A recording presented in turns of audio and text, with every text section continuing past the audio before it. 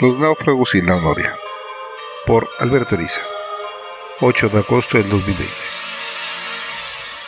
¿Qué acostumbrados estamos hoy en día a abrir una llave y saciar nuestra sed, lavar nuestra cara o simplemente dejarnos fascinar por el chorro transparente de agua que, como por magia, nos brinda nuestra cotidianidad? Ese tan común componente esencial de la vida no se cuestiona, se asume que estará ahí por omisión. En las duras y yermas tierras de Sonora, el agua es no solo un lujo, sino un esfuerzo grande para obtenerla.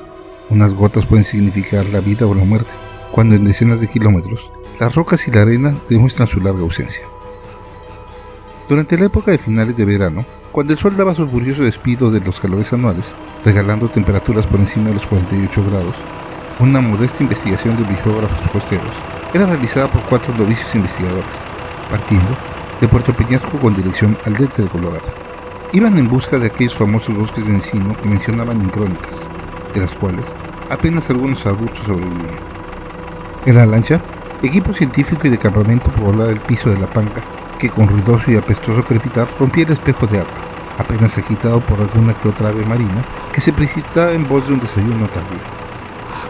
El trabajo, que buscaba determinar la geomorfología de la costa del Golfo, requería frecuentes paradas en el recorrido, orillándose cada pocos kilómetros a realizar diversas labores como toma de muestras de agua, de sustratos, horadar para resguardar columnas de sedimentos, evaluar tamaño de los granos de la arena, determinar la distancia de la rompiente a los límites de la franja costera, entre otras cosas.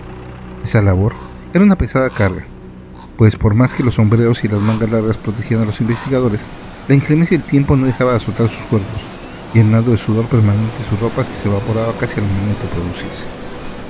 El monótono recorrido, que, según habían calculado en la carta, en línea recta de 120 kilómetros, se incrementaba grandemente con las irregularidades de la caprichosa costa de la bahía de Adair, aumentando a más de 200 kilómetros, lo cual tomaría más de un día de labores continuas.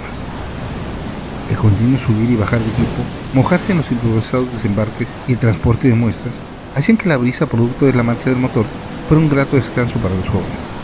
Con un gran esfuerzo, la que presidía la comitiva, una bióloga, que normalmente era de un trato ligero, era implacable cuando el trabajo se refería. Sin piedad alguna, mantenía un ritmo ágil en todas las operaciones, mientras atenta vigilaba la costa, esperando la variación para ordenar otra pausa, tratando de proteger la vista de la brillante arena con lentes oscuros que eran insuficientes al brillo. Cuando los ojos de la tarde daban, apenas alcanzaban la última población al norte de la costa sonorense, una villa de pescadores llamada Santa Clara, que tomaba su nombre del pequeño golfo donde se extendía. Compuesta por no más de 4 covaches en medio de arenales movedizos, donde habitaban 2 familias de valientes. Vivían de la pesca cotidiana que entregaban en San Felipe, donde además se surtían de lo que necesitaran en ese aislado lugar. Dado que el continuar se tornaba imposible, además de por el desgaste de los tripulantes por la inmensa marea que en la parte más alejada del Golfo de California era un río de impetuoso flujo, huyendo de los destinos buscados.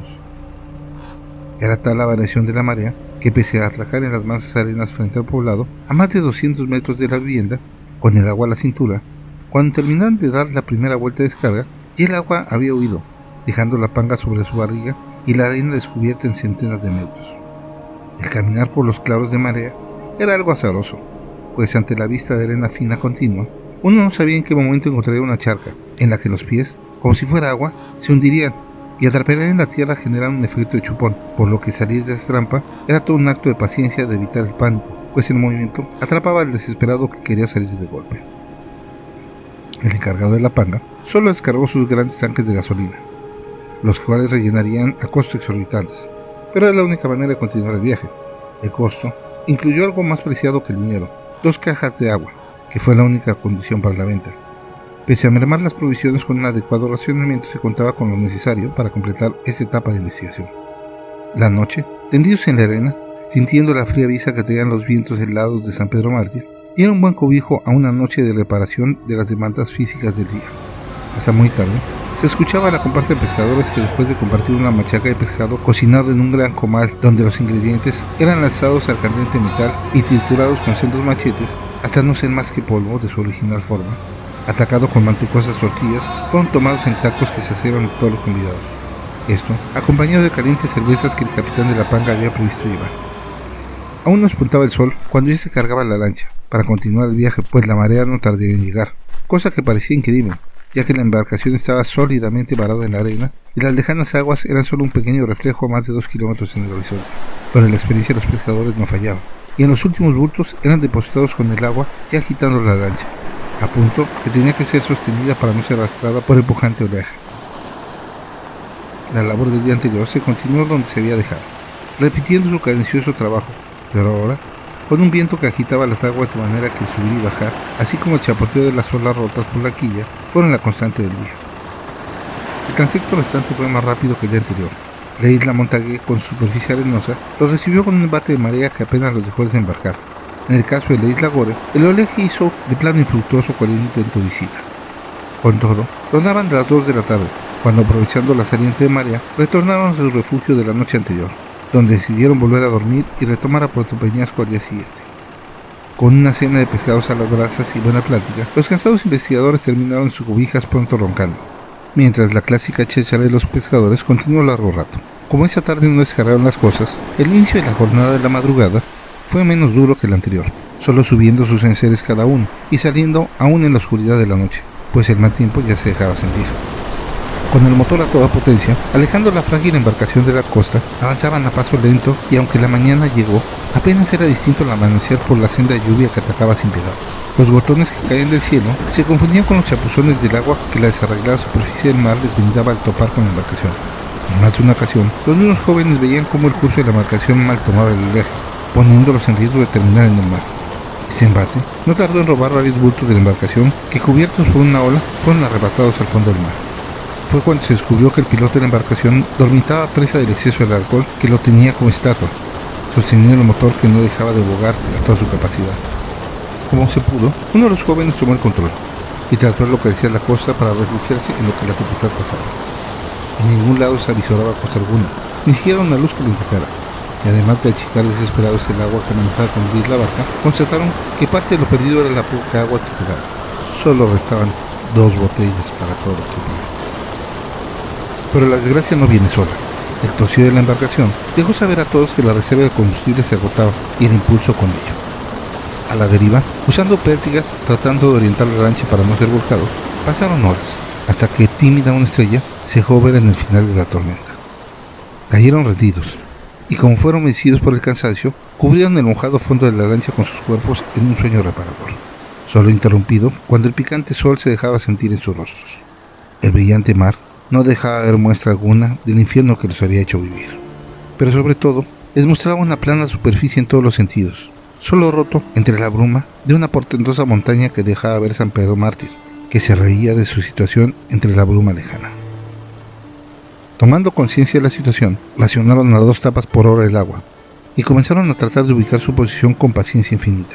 Fueron improvisando mecanismos para medir la distancia a la lejana sierra, llegando a la conclusión que la deriva, en conjunto con la subida y bajada de la marea, los había arrastrado por más de 200 kilómetros, colocándolos en algún punto en medio del Golfo de California, entre Puerto Peñasco y Bahía de Lobos, en el estado de Sonora, o bien, por debajo de San Felipe y la bahía de San Luis Gonzaga. Esto era por arriba del archipiélago de Salsipuedes. Con la falta de medio de locomoción, dado que las pértigas apenas lograban agitar el agua por la falta de paletas, no les quedaba más que la esperanza de ser vistos por algún pescador que pudiera sea remolcarlos o darles gasolina. Así, instalaron un sistema de vigías que cubrirían en 2 hemisferios todo el horizonte. El sol, para esas horas, era un enemigo mortal. El toldo con el que podían haberse improvisado un techo había sido perdido en la tempestad, así que solo con la poca ropa que les quedaba trataban de protegerse. El brillo del mar hacía llorar los ojos y, sin poder evitarlo, la desesperación cada vez iba ganando terreno en sus almas. Por comida no había falta. Tortillas, galletas y algunas latas les daban para comer un par de días. Pero la ración de agua, en vez de ayudar a contener la desesperación, parecía incrementar la necesidad del vital líquido. La disciplina se mantuvo, pero ya cayendo la noche, estaban ordeñando el líquido de las latas para darse aunque sea un mínimo de agua. La oscuridad se cobijó en el alma de los náufragos, que, pese a que en 2 ocasiones vieron lanchas lejanas y trataron por todos los medios de llamar su atención, de nada sirvió desgarrar la garganta, pues, entre la lejanía y el ruido de sus propios motores, no fueron siquiera volteados a ver. La noche solo prometía perpetuar el sufrimiento. Otro día desesperante pasó sin lograr encontrar la buscada ayuda. El intenso calor desgastaba rápidamente las fuerzas, pero sobre todo el ánimo, llegando a serias acusaciones al irresponsable capitán de la nave que los había llevado a esa situación. Por la tarde, el esfuerzo de buscar a alguien pasar era en vano. Apenas lograban mantener la vista en la lejanía y esperaban ansiosos la caída del sol, momento donde consumirían el líquido de una conserva de duraznos que guardaban como último suministro. El efecto físico del sol terminó no solo por llegar a ampollas en las partes expuestas, sino a quebrar los labios de todos y acabar con el ánimo. Aún en penumbras, un golpe los despertó a todos. Fue el golpe de la quilla que la dio la embarcación, dejando ver una roca apenas sobresaliente del mar, que en seguimiento de varias símiles daba la bienvenida a un islote de macizas rocas. Sin pensarlo mucho, dos de los jóvenes se lanzaron al mar, y jalando con su propia fuerza de brazada, llevaron a la panga a poder atracar en el macizo que los invitaba. Esto sin poder evitar más de un par de espinas de erizos que colonizaban los resquicios de la muralla de rocas que lo protegían. Un islote sin nombre, imposible de localizar en ninguna de las cartas de navegación, pero que alimentaba la esperanza de los náufragos, que con labios rotos y con piel desprendiéndose, bajaban penosamente para llenarse de esperanzas a pisar tierra firme. Recorrieron sus pocos cientos de metros, encontrando solo aletargados leones marinos que los veían extrañados. Iniciaban un plan para que en la desesperación capturaran a uno de esos feroces animales, esperando saciar la sed con la sangre que pudieran extraer. Cuando de repente, un grito llamó la atención de todos. La bióloga a cargo gritaba desesperada. Esto hizo que todos llegaran corriendo a su auxilio esperando lo peor. En una pequeña oquedad, entre dos muros de piedra casi al centro del islote, se observaban unas viejas estructuras de engranes que se decoraban con un tubo viejo y oxidado, formando una noria. La posibilidad de poder bombear agua dulce los llenó a todos, pero lo más seguro es que fuera agua de mar lo que extrajeran. Pero, aún así, más por desesperación que por esperanza, comenzaron a encontrar el método de hacer girar las oxidadas piezas. Una improvisada palanca tirada al lado daba muestras de que algún otro había usado este oasis hace tiempo, pues la palanca aún conservaba los restos de las camisas roídas y blanqueadas para el sol, a manera de proteger las manos de la burda manivela. Aún con esa herramienta requirió una paciencia que no tenía. El óxido en todo el mecanismo pegaba las piezas, por lo que tuvieron que ir raspando cada diente. Finalmente, se dio el mecanismo y comenzó a lanzar borbotones de agua café y apestosa, la cual dejaron correr hasta que el transparente líquido fluía libremente. Con miedo, uno de los jóvenes se inclinó y haciendo un cuenco con sus manos, levantó agua que llevó a sus labios. Le ardió tanto el contacto del líquido con sus llagas que no logró en la primera instancia determinar la calidad del líquido. Fue necesario el acopio de dolor para hacer un segundo intento, el cual festejó con gritos. ¡Es agua dulce! ¡Es agua dulce!, gritó preso de alegría, e inmediatamente todos comenzaron a tomar agua con sus manos hasta saciarse. El milagro se había logrado. Encontraron cómo sobrevivir. Tras llenar cuanto recipiente pudieron y reparada su esperanza, aprovecharon para que con una mezcla de redes varadas y despojos arrastrados por la marea, hacer paletas para las pértigas, con la que algo de empuje podían brindar a la pesada panga. Tras aprovisionarse lo mejor posible y descansar esa noche, iniciaron un lento andar en dirección este, pues sabían que tarde o temprano llegarían a la costa de Sonora. Esto con la duda de si no estarían más cerca de la costa de Baja California, pero no tenían manera de saberlo, así que se aferraron a lo que los llevaría más cerca en su corazón de casa. El día pasó lento, y los turnos de bugar eran la única distracción, por lo que todos en silencio esperaban pacientes el turno para hacer arder sus óvulos moviendo alguno de los improvisados remos. Pronto perdieron la vista del islote. Entre las corrientes marinas y sus pequeños impulsos fueron envueltos por el mar, ahora esperanzados de que lograrían salvarse de esta. Fue cuando en la mañana siguiente empezaba a levantarse el calor, que el ruido de un motor los hizo voltear en dirección de la que venía. Un pangón de barcos sardineros los alcanzó. Estaban extrañados de ver una panga con remos, más en un punto tan remoto de Salsipuedes. Al enterarse de lo acontecido, no tardaron en ser remolcados a una prodigiosa velocidad para encontrar un pequeño barco que perezoso se dejaba mecer al viento. El capitán, hombre curtido en estos mares, recorriendo sus confines desde que dejó el pecho materno, escuchó su historia y con la expresión propia, en su cabina trazó el curso más probable de seguido, y por más que buscó en las cartas y en su memoria, no logró dar con el islote Salvador. Fue tal su inquietud por la existencia de la noria en medio de este mar, que no dudó en conducir su barco al lugar descrito, pero por más recorridos que hicieron, no lograron dar con ningún islote de esas características. Llevo toda mi vida en este golfo, y son las segundas personas que me mencionan esa noria. Dijo esto el capitán del barco en tono serio y temeroso. La primera fue mi padre, que por unos piratas terminó a la deriva en un tablón y logró sobrevivir en un islote como el que describen. Él terminó construyendo un barquito con los despojos, que lo llevó al mar, pero nunca volvió a encontrar el lugar. Nunca dejaba de buscar cada vez que se embarcaba. Un viejo indio seri alguna vez dijo que ese islote existía, pero que era una realidad aparte. que solo cuando el alma comenzaba a dejar este mundo podía encontrar los demás mundos. Que la Madre Tierra siempre daba más de lo que nosotros pensábamos que necesitábamos. Así que den gracias, pues seguramente esa señora Tierra espera algo más de ustedes. Si sobrevivimos, fue por un espectral milagro. El islote nunca ha podido ser encontrado, y sí otros 2 relatos de sobrevivientes en condiciones similares.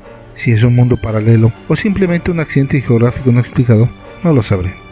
Pero lo que sí me consta es que el vital líquido surqueado en esa vieja noria me salvó la vida, y aún creo que la vida espera algo de mí. Escrito en Cancún el 20 de septiembre del 2020.